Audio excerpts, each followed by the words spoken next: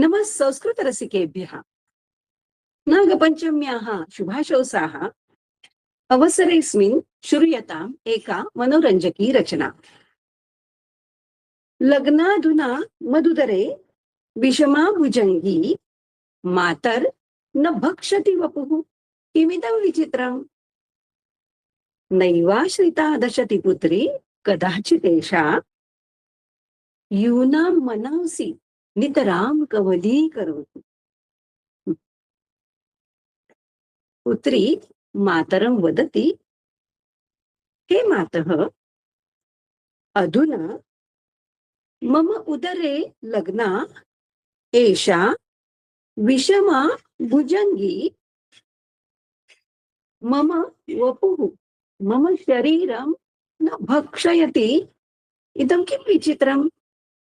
तर्हि माता वदति, पुत्री, एषा त्वाम् आश्रिता अस्ति, अतः त्वां न कदापि भक्षयति। तर्हि भक्षयति किं?